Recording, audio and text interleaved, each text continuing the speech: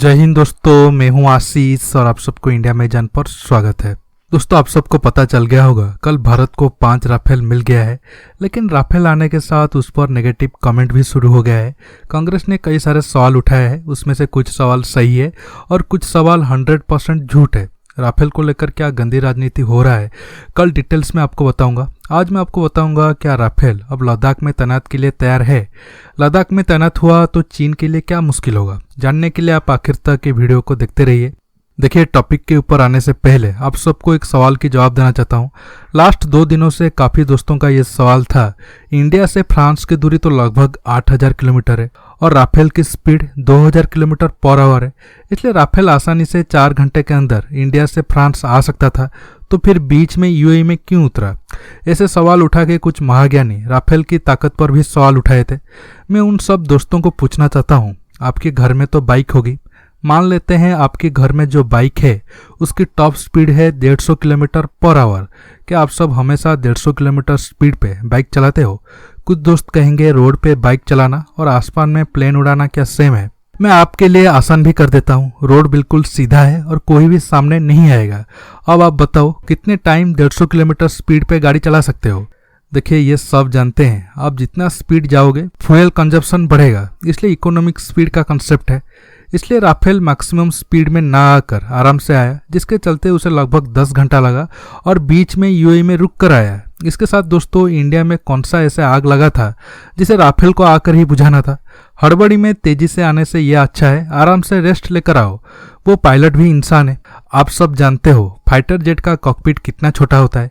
Civilian aircraft में 2 pilot होते हैं। एक पायलट चाहे तो कुछ टाइम आराम कर सकता है या फिर प्लेन को कुछ वक्त के लिए ऑटो पायलट मोड में भी डाल सकता है, लेकिन फाइटर जेट की कॉकपिट काफ़ी कंजस्टेड होता है, बॉडी मूवमेंट भी ज़्यादा नहीं हो सकता है। इसलिए राफेल जेट आराम से टाइम लेकर इंडिया आया, इसमें कोई गलती नहीं है। अब आते हैं लद्दाख में राफेल को तैनाती करने के ऊपर। इसमें 2 सवाल है। पहला सवाल, क्या राफेल लद्दाख में तैनात होने लायक रेडी है?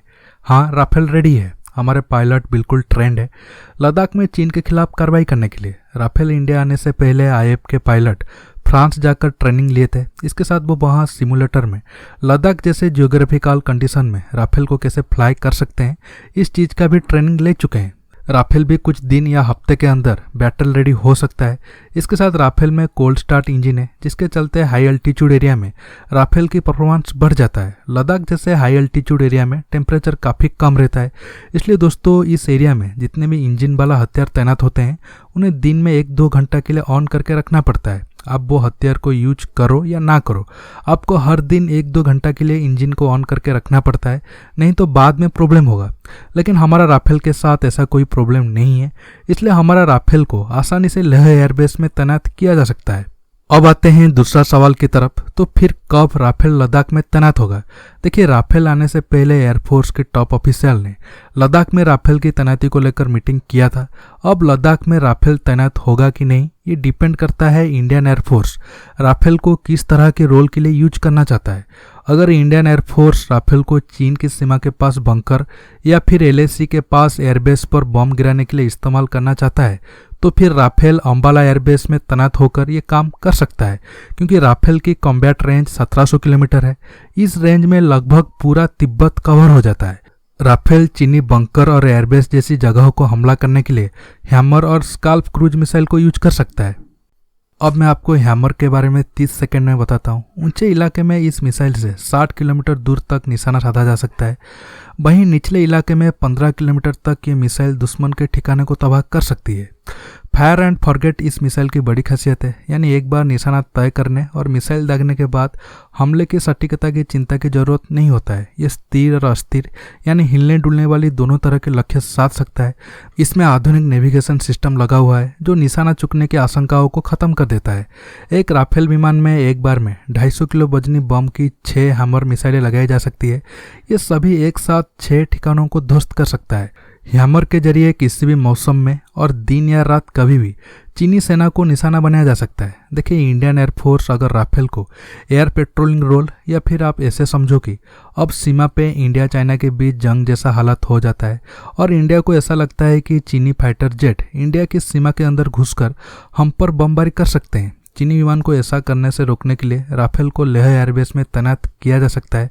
हालांकि इंडियन एयरफोर्स के दूसरे फाइटर जेट चीनी विमान को रोकने के लिए सक्षम और पहले से तैनात भी है, लेकिन आप सब जानते हैं राफेल एक ओमनी रोल फाइटर जेट है। वो दिए गए हर काम को आसानी से कर सकता है।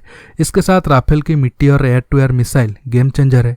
इसका तोड़ चीनी विमान के पास नहीं है। अगर कभी भी चीनी विमान का सामना राफेल से होता है तो वो मीटियोर मिसाइल से नहीं बच पाएंगे।